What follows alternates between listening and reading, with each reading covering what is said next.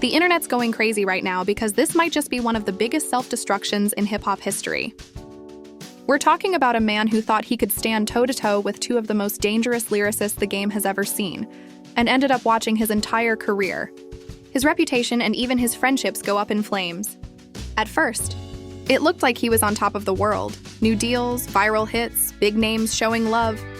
But behind the scenes, he was getting cocky. Rumors say he started throwing slick shots at Eminem, trying to bait 50 Cent into a feud for clout. The problem? You don't play with legends who built their legacy off lyrical destruction. Then, the DMs started leaking. Fans started connecting dots.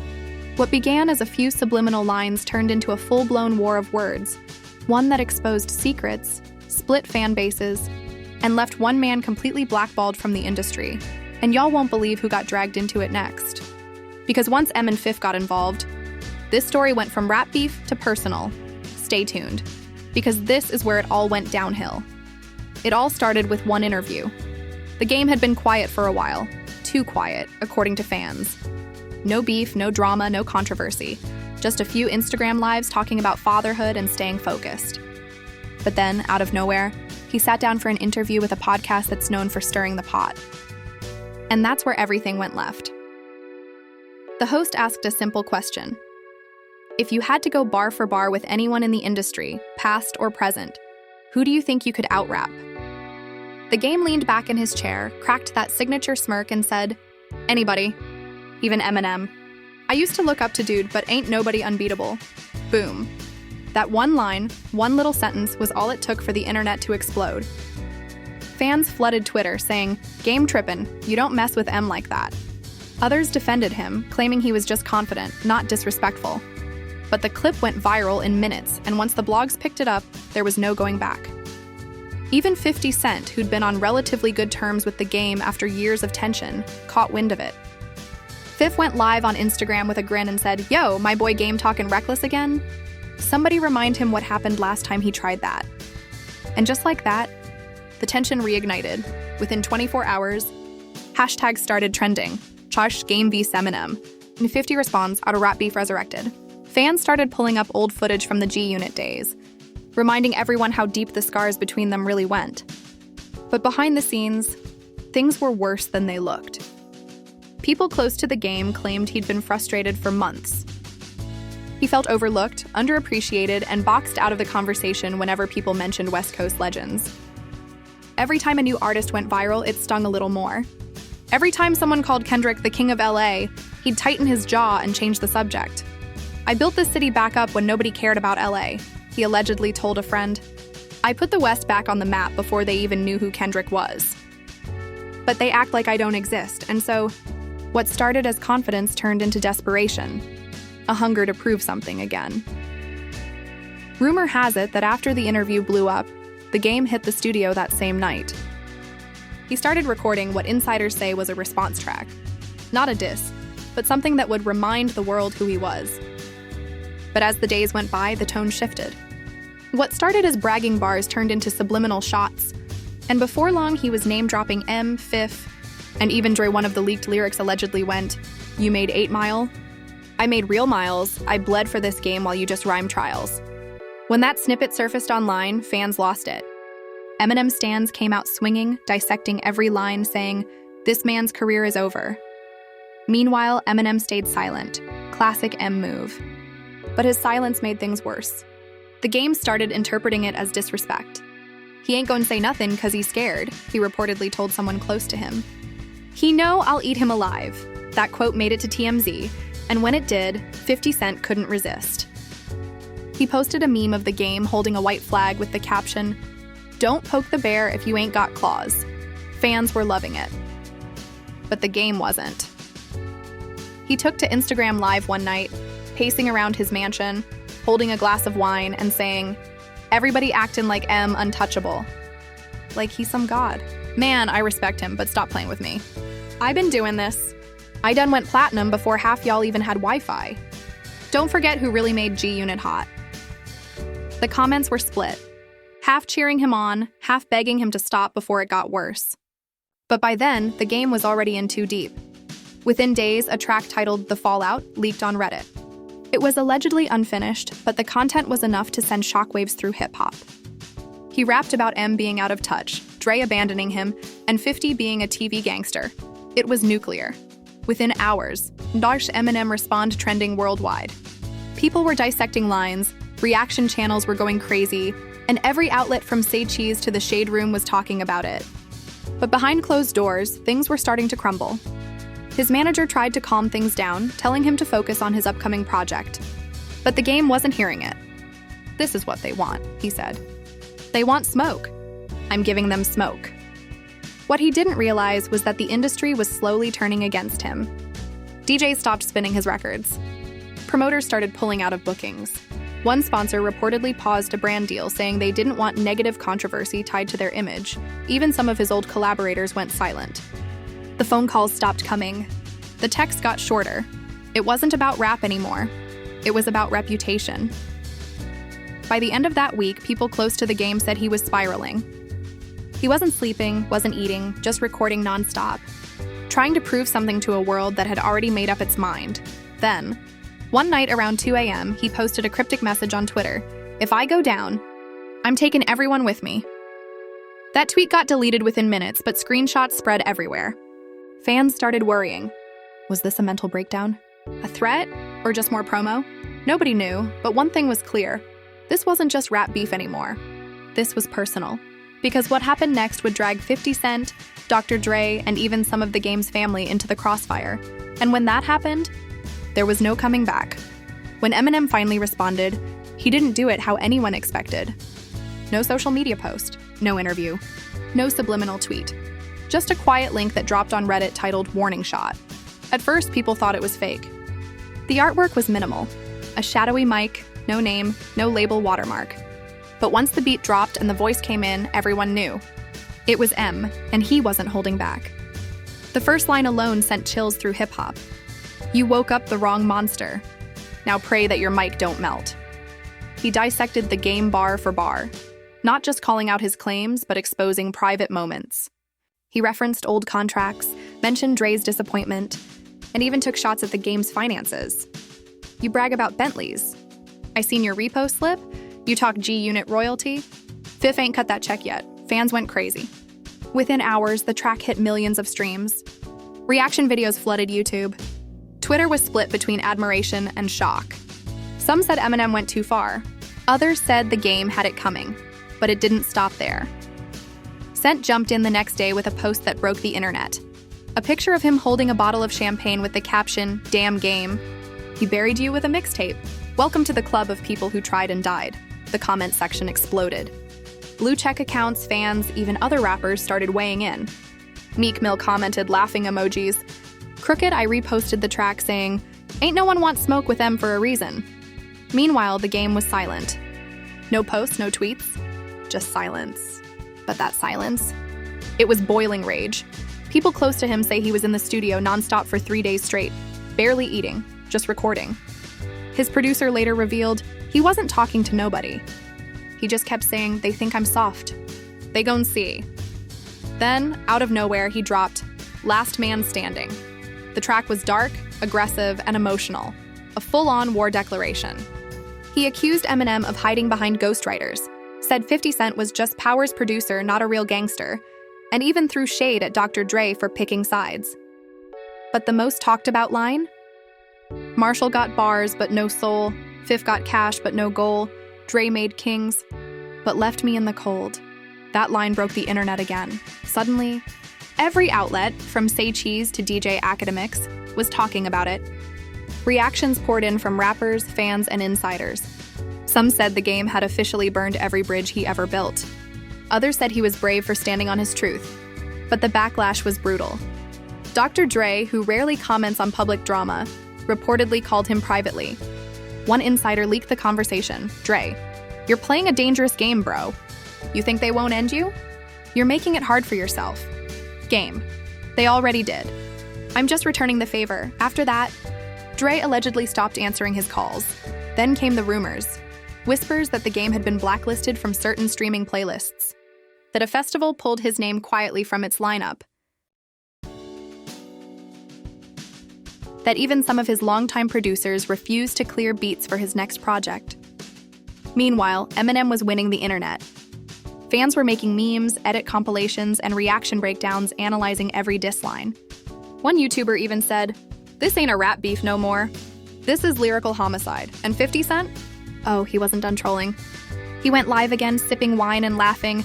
"Man," I told him, "you don't tug on Superman's cape.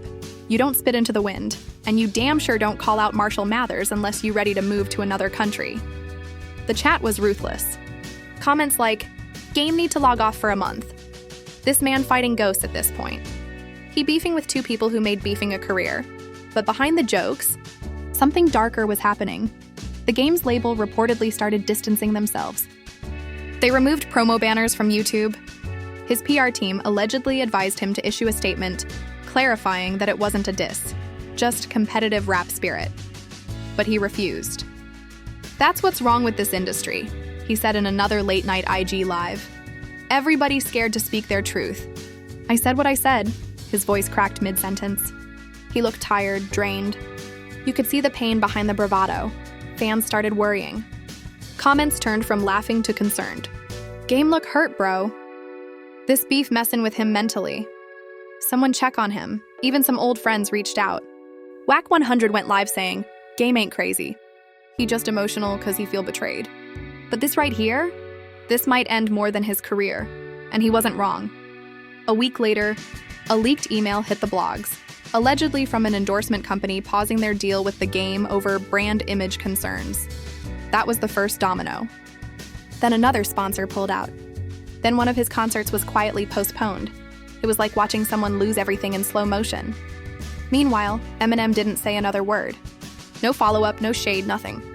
Just silence, which somehow made it worse. Because everyone knew what that silence meant.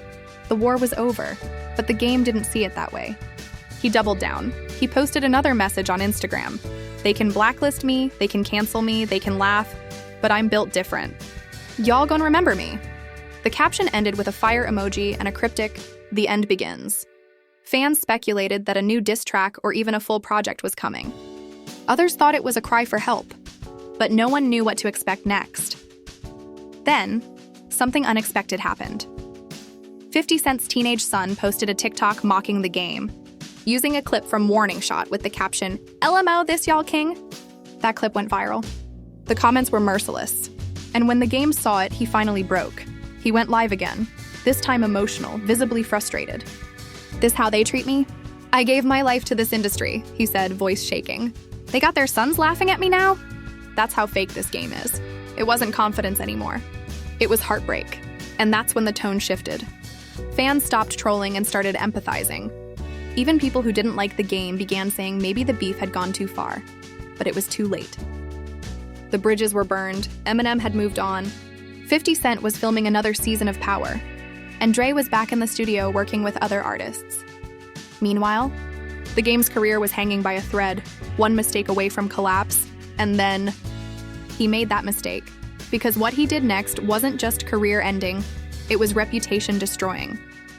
By the time Jay Griff dropped Last Man Standing, he wasn't just fighting a rap battle, he was fighting for his sanity. The beef had taken over everything. His mentions were filled with hate, sponsors were ghosting him, and even his family stopped picking up calls. People close to him said he wasn't sleeping, just pacing around his mansion, replaying old interviews and mumbling lyrics under his breath. "They tryna erase me," he'd say over and over. But they can't. Then, out of nowhere, he announced a live concert. The realest alive, one night only. It was supposed to be his big comeback. The promo looked cinematic. Flames, black and white footage, his voice echoing, "They say I'm done. I say I'm just getting started." Fans were hyped. The internet buzzed again. Maybe Jay Griff was about to flip the script. Maybe he'd shock everyone. Even the blogs said this might be his redemption arc. But what happened that night changed everything. The show started off fire, literally. Pyro effects, smoke, the crowd screaming his name. But midway through, something snapped. He stopped performing, grabbed the mic, and started ranting. "Y'all think I'm scared of them?" he shouted. "Marshall Kane ain't God. 50X a clown with a TV show. They trying to play me like I'm washed, but I built this." The crowd went from hyped to confused. You could hear the tension thick in the air. Phones were up, people recording, whispering, "Yo, is this part of the act?" It wasn't. Jay Griff threw his mic on the floor, stormed off stage, then came back minutes later holding a phone. Live streaming. "I'm done being quiet," he yelled. "You think I'm crazy? Nah, I'm just woke. They tried to blacklist me, take my money, take my name. Not no more." Security rushed the stage. The lights cut off. The live feed froze. By morning, the clip had over 20 million views. Hashtags like Jay Griff meltdown, like rapper gone rogue, and industry exposed dominated social media. People were divided. Some said he needed help. Others said he was speaking truth about the music industry. Marshall Kane didn't respond publicly, but sources close to him claimed he was concerned but unfazed. 50X, though? He couldn't resist. He posted a black screen on Instagram that simply said, "Play stupid games. Win stupid prizes." Fans laughed, blogs reposted, and Jay Griff spiraled further. 2 days later, he went live again, this time from his home studio, surrounded by liquor bottles and notebooks. His eyes were red, his voice hoarse. "They think it's funny, huh? They sitting in mansions laughing while I'm fighting for my life. But let me tell you something. I got receipts. All of them." Then he pulled out a laptop, opened a folder, and started reading what he claimed were emails from label execs, producers, and even other rappers plotting to cancel him. Fans flooded the comments screaming, "Don't do it, bro," and "You're going too far." But he didn't care. He started naming names, dropping secrets, half real, half exaggerated. He said one rapper was ghostwriting for a pop star, another secretly signed to a rival label, and claimed 50X's latest hit was borrowed from an underground artist. It was chaos. Within hours, the live was taken down. His account got suspended for violating platform policy, but the damage was done. Clips of the meltdown were everywhere. Even people outside hip-hop were reacting. CNN-style podcasts picked it up.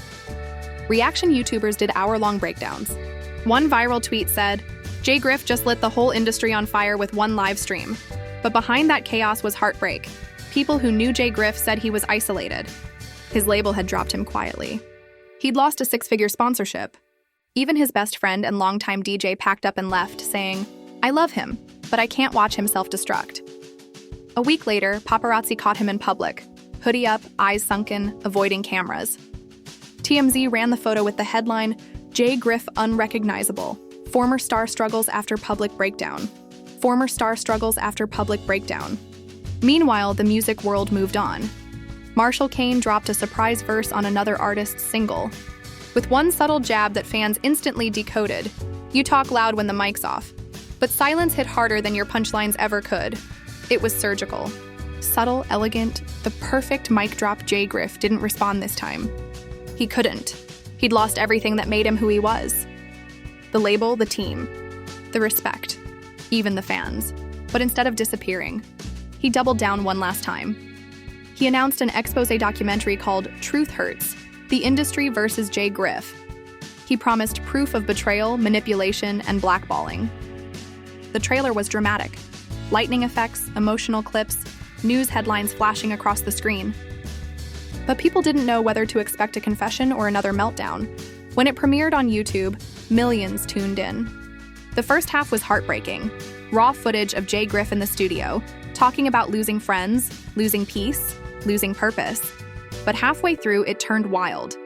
He started naming people again, calling out old collaborators, blaming producers, even showing alleged text messages. One of the screenshots had 50X's name blurred but still readable. The internet went nuclear. By morning, lawyers were involved. Cease and desist letters reportedly hit his inbox. The documentary got taken down within 48 hours for legal reasons. Fans started realizing this wasn't just about beef. This was a man unraveling in real time. Blogs that once laughed now sounded sad. One YouTube commentator said, "You can tell this ain't about rap anymore. It's about hurt, ego, and pride. Jay Griff's fighting ghosts that don't exist anymore." And it was true. In the following weeks, Jay Griff went silent. No posts, no interviews, nothing. Then, out of nowhere, he uploaded a single photo to Instagram. A microphone sitting alone in a dark studio, captioned, "Every King Falls." But the story ain't over. That post broke hearts, because even though fans clowned him, deep down they remembered the artist he once was, the man who helped shape the West Coast sound, who made classics, who stood for something before pride took over. The comments flooded in. "We still believe in you, bro. Take a break, heal, come back stronger. This ain't the end, just a lesson." But for the first time, Jay Griff didn't respond. Insiders whispered that he checked into a rehab facility for mental and emotional exhaustion. His manager confirmed he was taking time to focus on himself. It was like the storm had finally passed, but the damage was permanent. The man who once claimed to be the last man standing was now standing alone. But the streets, they never forget. And rumors started bubbling again. Whispers that Jay Griff was secretly recording one last album. One that might tell his side of the story for real this time. And if that's true, the industry better be ready. Because even if he lost everything, the one thing he still had left was his voice. Months passed. The headlines had moved on, the blogs found new beefs to chew on, and the name Jay Griff became a ghost of the algorithm. But for the first time in years, that silence didn't scare him. It saved him. He was living out in the desert now. No cameras, no entourage, just him, a rented cabin, and a small studio setup. The industry had taken everything except the one thing he couldn't lose: the need to speak through music. Every morning, he'd sit on the porch with coffee and stare at the mountains. No phones, no noise. Just wind. People thought he was gone for good. Finished, washed. But he was writing again. Not just records, not war cries, confessions. One night, his engineer, an old friend named Rico, drove out to visit. Rico walked in and found him surrounded by notebooks and half-finished tracks. "Bro," Rico said quietly, "this the same man who set the internet on fire?" Jay Griff smiled for the first time in months. "Nah," he replied. "That dude died on livestream. They spent hours recording. No auto-tune, no radio hooks, just raw verses." One song stood out, a slow, haunting track called Mirror Talk. In it, he rapped, "They built me up so they could watch me fall. Clout ain't worth the cost when you lose it all. Said I was king, but the crown got heavy. When your ego drives, you crash already." Rico stopped the track halfway through, eyes wide.